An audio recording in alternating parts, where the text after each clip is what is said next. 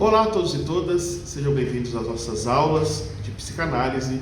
Nessa nossa aula, nós falaremos sobre Melanie Klein e suas contribuições para a educação e também para o campo da saúde. É importante nos debruçarmos sobre os principais teóricos da psicanálise porque eles nos dão acesso àquilo que, de fato, dá o acento contemporâneo para a nossa abordagem psicanalítica. Nós somos uma escola que respeita Freud e a sua teoria, mas que avança em direção aos autores contemporâneos, e um desses autores é a psicanalista Melanie Klein. Melanie Klein, ela foi discípula e seguidora de Freud e iniciou seus trabalhos pouco antes de 1920, quando Freud revia a teoria dualística das pulsões, a pulsão de vida e a pulsão de morte. Isso aconteceu por volta de 1920 e passou a propor uma teoria estrutural da mente em termos de id, ego e superego. Isso aconteceu em 1923. Melanie Klein é conhecida pela sua técnica de brincar como instrumento de investigação dos conflitos inconscientes infantis, permitindo assim a criação de um espaço em que há a promoção da compreensão sobre o desenvolvimento primitivo da criança, desembocando em teorias específicas que melhor elucidaram a análise dos adultos.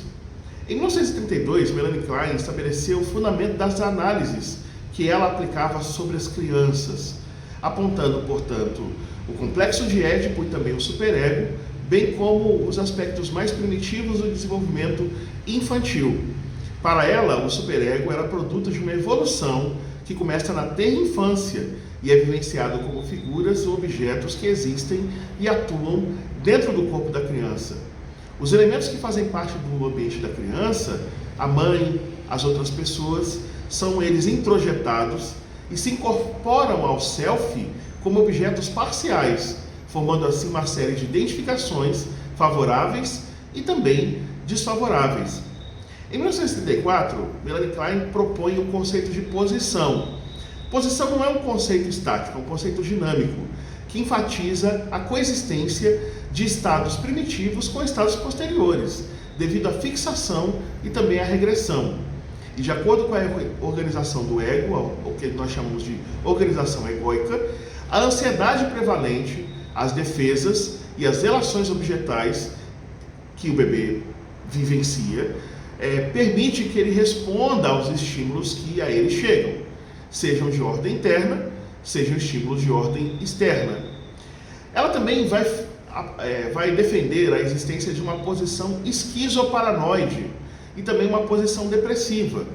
É sobre a posição que o bebê se encontra em determinado momento que será possível formar e manter, em fantasia e realidade, relações que ela vai chamar, e assim ela se orienta, segundo Freud, de relações de objeto ou relações objetais. Um aspecto central na obra de Melanie Klein são as relações de objeto, que podem ser, como nós falamos antes, internos, essas relações podem ser internas, essas relações podem ser externas, e são determinantes fundamentais da personalidade, bem como ela destaca o papel da fantasia inconsciente. Segundo Melanie Klein, o ego, desde o nascimento, ele é lábil, ele é primitivo, ele é desorganizado, mas é capaz de formar e manter relações de objeto, de experimentar ansiedade e de usar os mecanismos de defesa.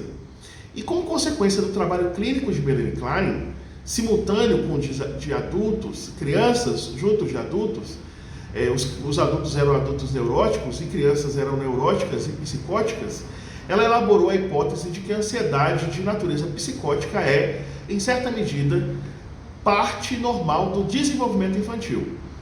Ela apontará, portanto, períodos transitórios de ansiedades paranoides e depressivas do tipo psicótico, que são vivenciadas por todas as crianças.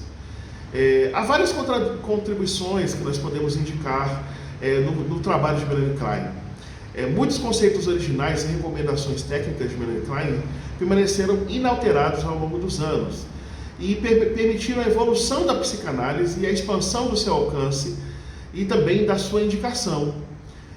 Melanie Klein, junto com Bion, portanto, são muito importantes para a formação da psicanálise contemporânea, e a prevalência dos seus conceitos indica como é que ela se apropriou de forma adequada da teoria psicanalítica de Freud. É óbvio que a maior contribuição é no campo da análise infantil, da análise das crianças, porque Klein introduziu a ideia de que as relações de um bebê com seus objetos, que são figuras externas e representações internas, existiriam desde o nascimento e constituiriam a base da vida mental. É de fato a teoria das relações do bebê com os objetos um campo muito produtivo que aponta que não existe vida mental, inclusive para o bebê, fora da relação com o outro. A mente, portanto, é um palco povoado de personagens que se relacionam entre si e são coloridos e construídos a partir do jogo de projeção e introjeção, que ocorre desde o início da vida. Quando nasce, o bebê interpreta a realidade externa a partir da projeção de seus impulsos amorosos e agressivos sobre as figuras importantes. Ou seja, o cuidador é percebido como possuidor de parte desses impulsos que são originalmente do bebê, e a mistura dessa percepção com a reação real do objeto externo, ou seja, o próprio cuidador, é internalizada como uma representação daquele objeto no mundo interno. É a partir disso que as percepções subsequentes serão baseadas na projeção dessa representação sobre os objetos externos, que serão modificadas por eles, retroinjetadas como novas representações e, às vezes, até como modificações da representação original, e assim é um processo que acontece sucessivamente.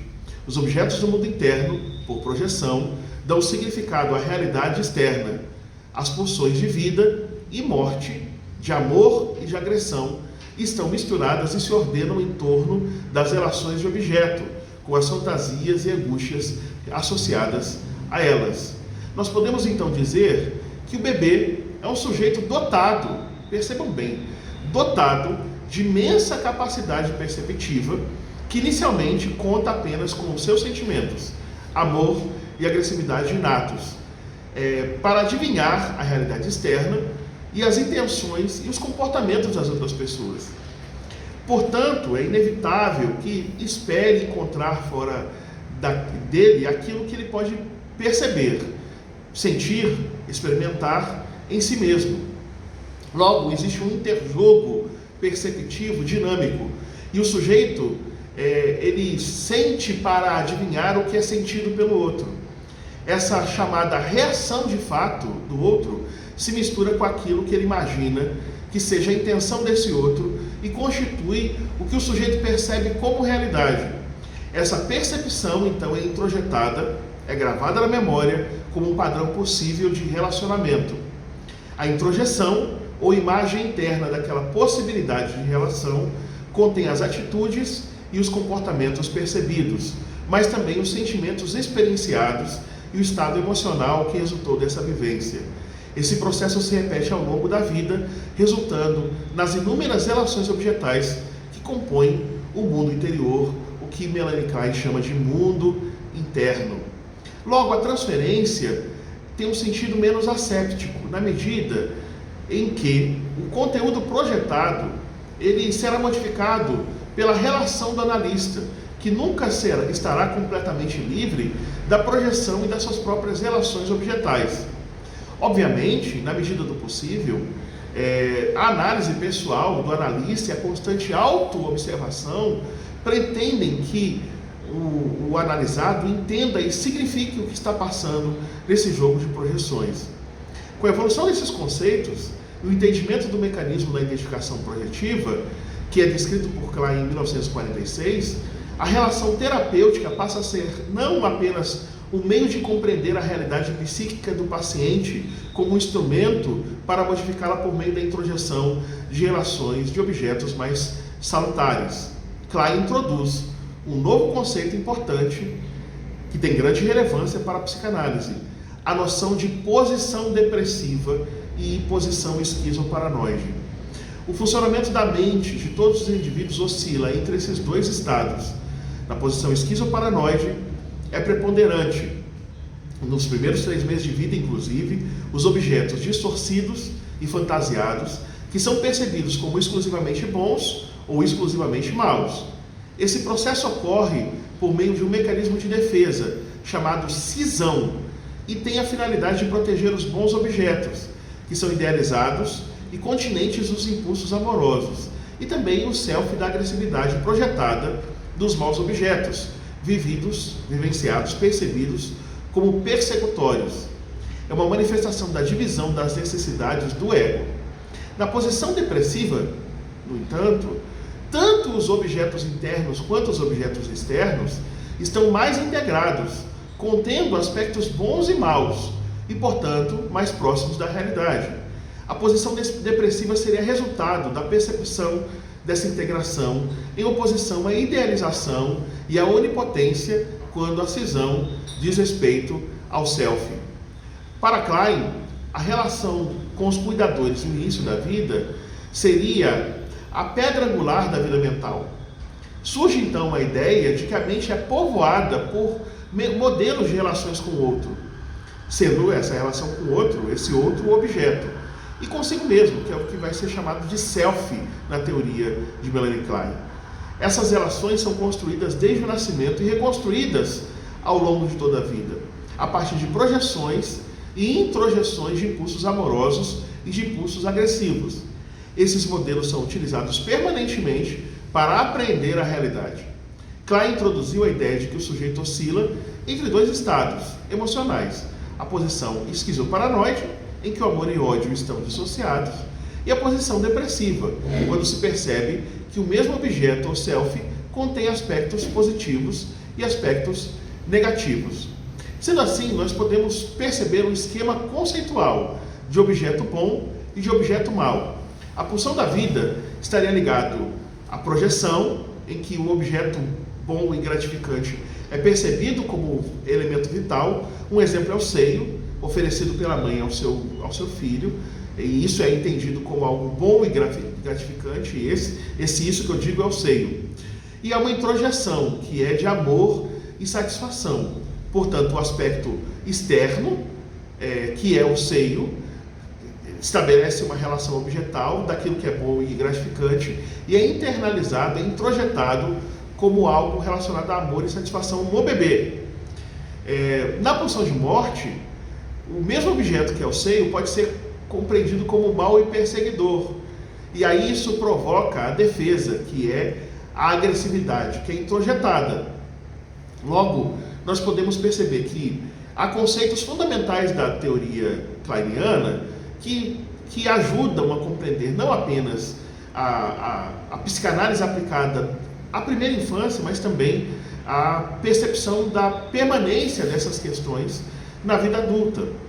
Nós então podemos destacar, primeiro, Klein como proponente das relações de objetos, que são internos, fruto da fantasia do bebê, sobre o seu conteúdo interno, e externos, como determinantes fundamentais da personalidade, bem como o papel da chamada fantasia inconsciente.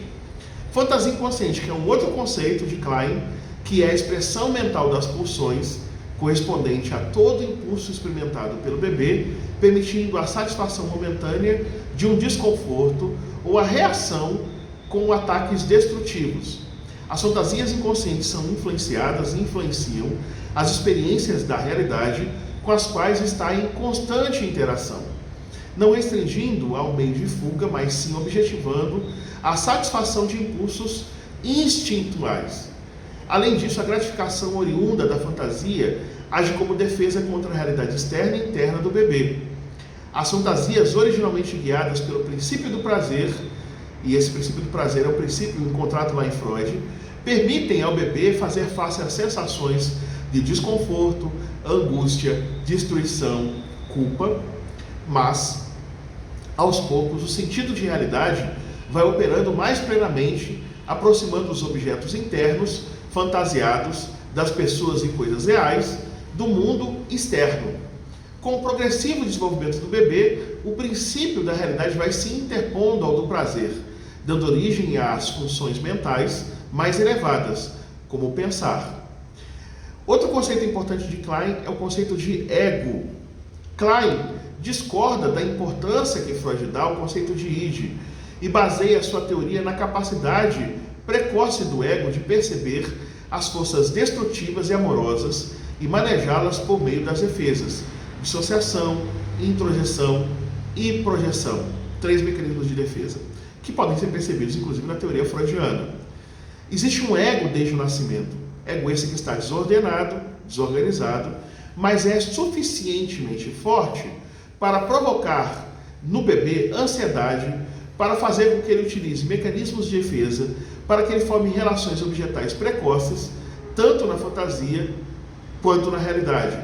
O ego começa a se desenvolver já na primeira experiência do bebê com a amamentação, sendo assim a primeira relação objetal do bebê, a relação do bebê com o seio, que se transforma no protótipo não só para o desenvolvimento futuro do ego, mas também para as relações interpessoais posteriores do indivíduo.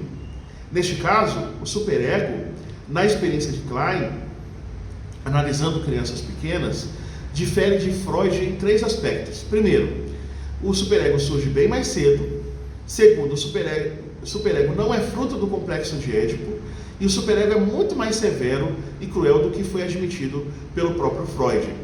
O superego precoce produz não culpa, mas terror. As crianças pequenas temem ser devoradas e rasgadas em pedaços, sendo temores desproporcionais aos perigos reais. Os impulsos destrutivos do bebê, experimentados como ansiedade, pulsão de morte, provocam a defesa do ego contra suas próprias ações. Para Klein, o superego se desenvolve com o complexo de Édipo e, por fim, emerge como a culpa realista depois que o Édipo é resolvido. Logo, obviamente, Klein propõe uma reconfiguração do complexo de Édipo. O complexo de Édipo, para Melanie Klein, ele é muito mais precoce do que em Freud. Ele já está no primeiro mês de vida, ou nos primeiros meses de vida, e nessas fases iniciais o complexo de Édipo serve as mesmas necessidades para ambos os gêneros, que é estabelecer uma atitude positiva com o objeto bom e gratificante, que é o seio ou pênis, e evitar o objeto mau e aterrorizador, que também é o próprio seio e o pênis. Menino e menina podem direcionar o seu amor de forma alternada ou simultânea para cada um dos pais, cultivando assim relações homo ou hétero com ambos os pais. Assim como Freud, Klein assumiu que meninos e meninas acabam experimentando o Édipo de formas diferentes. Uma resolução do complexo de Édipo saudável para ambos os sexos depende da capacidade da criança de permitir que o pai e que a mãe fiquem juntos e tenham relações sexuais um com o outro. Não permanece qualquer remanescente de rivalidade caso o complexo de Édipo se resolva de forma satisfatória. Os sentimentos positivos das crianças para com os pais servem posteriormente para reforçar suas relações sexuais adultas. Os objetos, para Klein, são aquilo que para Freud também é teorizado, em Freud também é teorizado, que os seres humanos, possuem impulsos ou instintos inatos, incluindo o instinto que é o chamado instinto de morte. E cada impulso precisa de um objeto. Quando há fome, você tem um impulso de fome e aí procura o seio bom. Quando há um impulso sexual, procura um objeto sexual, sendo essas primeiras relações objetais com o seio da mãe, em seguida seu rosto e também a sua mão, e também o anseio pelo pênis do pai. Esses objetos são introjetados, dando origem a objetos internos que ganham força própria. O bebê está em constante conflito entre o instinto de vida e o instinto de morte, entre o bom e o mal, entre o amor e o ódio, entre a criatividade e a destruição. À medida em que o ego avança em direção à integração, os bebês preferem naturalmente sensações gratificantes em relação às sensações frustrantes. Na tentativa de lidar com essa dicotomia de bons e maus sentimentos, os bebês organizam suas experiências em posições ou formas de lidar com os objetos internos e externos. Outro conceito que a gente quer definir aqui, que já falamos algumas vezes, é a chamada posição esquizoparanoide, sendo posição para Klein não estágio, sendo essa posição parte do desenvolvimento infantil, proposta por Klein em 1946, para caracterizar os 4 primeiros meses de vida do bebê, onde este vivencia predominantemente a ansiedade de tipo paranoide, que é a chamada ansiedade persecutória de aniquilação. O ego e os objetos encontram-se em estado de divisão, daí o termo esquizoide. Essa posição é fundamentalmente caracterizada por relações de objeto parcial, primordialmente o seio materno, onde a divisão, a gente tem um termo em inglês para isso, que é splitting. A introjeção e a projeção, e também a negação, constituem os primeiros mecanismos de defesa do ego, além da identificação projetiva. Já a posição depressiva, que é defendida por Klein em 1934, ela compreende essa passagem para a posição defensiva ou depressiva como uma posição que ocorre mediante a prevalência de experiências boas sobre as más, em que a pulsão de vida tem prevalecido sobre a pulsão de morte. Os objetos bons e maus podem ser aproximados, combinando numa integração. A relação de objeto é total, a mãe inteira é totalmente diferenciada, já que o ego do bebê é um ego total, cada vez menos dividido. O bebê consegue reconhecer que a mãe é a mesma pessoa que o satisfaz e que o frustra, que ele ama e também odeia, e ele depara-se então com a própria ambivalência e com a ansiedade de ter destruído a mãe com o seu ódio em sua fantasia. Luto e culpa são experimentados. É nessa posição que o bebê diferencia fantasia de realidade, a realidade interna da realidade externa. Outra modificação importante é o pensar desarticulado e concreto da posição esquizoparanoide, que dá lugar à capacidade de vincular e abstrair, formando assim a base do pensar esperado de um ego maduro. A formação simbólica, portanto, tem aqui a sua gênese. Contra o sentimento depressivo e o desespero por ter arruinado a sua mãe e o seio bom, o ego do bebê utiliza-se das defesas disponíveis, entre elas as defesas maníacas, de controle onipotente, de triunfo e de desprezo, com o objetivo de negar a realidade psíquica e suportar a dor depressiva. Nesse âmbito, tem grande importância o conceito de introjeção, que é a noção de Klein de que os bebês fantasiam e incorporam no seu corpo aquelas percepções e experiências que tiveram com o objeto externo, originalmente o seio da mãe. Normalmente o bebê tenta introjetar objetos bons e incorporá-los dentro de si como uma proteção contra a ansiedade. Contudo, às vezes, também introjeta objetos maus para obter controle sobre eles. Quando objetos maus são introjetados, eles se transformam em perseguidores internos capazes de aterrorizar os bebês. Os objetos introjetados não são representações precisas dos objetos reais, mas são influenciados pelas fantasias das crianças. Daí a concepção de projeção, porque os bebês que utilizam a introjeção para incorporar objetos bons e maus, eles empregam a projeção para se livrar deles. É a fantasia de que sentimentos e impulsos impróprios, na verdade, residem em outra pessoa e não dentro do próprio corpo. Ao projetar impulsos destrutivos e incontroláveis nos objetos externos, os bebês aliviam a ansiedade insuportável de serem destruídos por forças internas perigosas. A identificação projetiva, que é um termo de Melanie Klein, para designar um mecanismo que se traduz por fantasias em que o sujeito introduz a sua própria pessoa totalmente ou em parte no interior do objeto para analisar, possuir ou para controlar. Essa identificação projetiva, ela se liga aos processos de desenvolvimento que surgem durante os 3-4 primitivos meses de vida, que é a chamada posição esquizoparanoide, quando a divisão está no seu máximo e predomina a ansiedade persecutória. O ego está ainda em grande parte não integrado e, por conseguinte, passível de dividir a si as emoções e a seus objetos internos e externos, embora a divisão seja também uma das defesas fundamentais contra a ansiedade persecutória. Sendo, portanto, um mecanismo de defesa psíquico, no qual os bebês dissociam partes inaceitáveis de si mesmos e projetam em outro objeto, e depois introjetam de volta de forma alterada e distorcida. Ao incorporarem o objeto de volta, os bebês acreditam que se tornaram como aquele objeto, isto é, eles se identificam como aquele objeto. Um outro conceito de Klein é o conceito de ciúme. Diferente da inveja, o ciúme é caracterizado por uma relação triangular de posse ao objeto amado e remoção do rival. Pertence, portanto, a um período de vida em que os objetos são claramente reconhecidos e diferenciados um dos outros. Outro conceito, e é o último conceito de Klein que queremos destacar, é o conceito de inveja. A base da inveja reside na fantasia do bebê, quando a sua mãe, diante dele, é interpelada por ele quando ele se encontra com fome e solitário. E ele exige dedicação e amor da mãe, que são recusados deliberadamente ou guardados para a satisfação própria da mãe. A inveja então surge e é dirigida ao seio materno, que é a fonte nutritiva do seu amor, e encontra fora do seu próprio eu. Não é apenas a fonte da sua nutrição.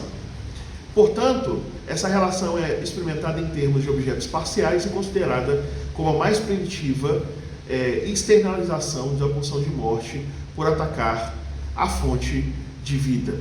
Nós queremos destacar, por fim, 2 textos de Melanie Klein que devem ser consultados por nós para que nós tenhamos acesso à sua teoria. O primeiro texto é publicado pela editora Mestre Ju, em 1970, se chama Contribuições à Psicanálise.